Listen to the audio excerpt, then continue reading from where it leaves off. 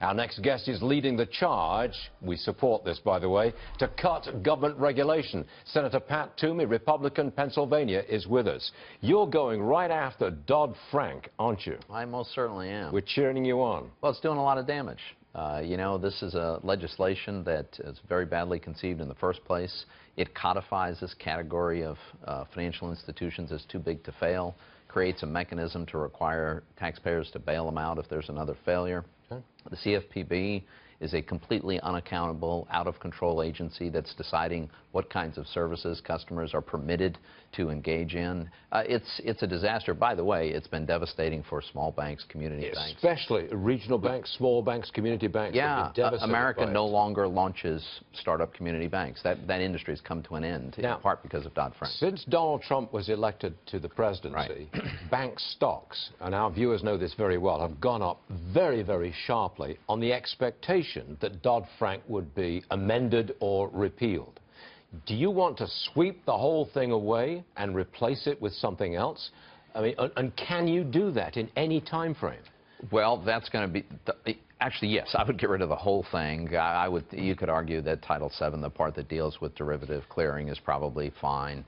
The fundamental problem here is that what we should have done is made the changes in the bankruptcy code so that when there's a failure of a big financial institution, it's resolved in bankruptcy rather than resolved through a bailout. Would that be the change that would be a fundamental thing that I would do differently. And having done that, as long as we are convinced that we can resolve these firms in a bankruptcy context, then you don't need the massive overregulation, the prohibiting all kinds of activities, including profitable ones. It's the micromanagement of these firms by the government's a very bad idea. Understood, but Senator Elizabeth Warren is going to say, you're just letting those big, monstrous banks on Wall Street run riot over America all over again. The fact is, all kinds of financial institutions are caught up under the dragnet of Dodd-Frank. I want to change that. I want to have competition and creditors actually provide the discipline that historically they have provided and that works in other industries. Look, I think there's going to be some Democrats who are going to be interested in working with us. So you're going to get it done? I think we're going to get a lot of it done. In the first 6 months of the administration? Hard to say when. The timing is always tough, Stuart. First year? I think so, yeah. Okay. One last one.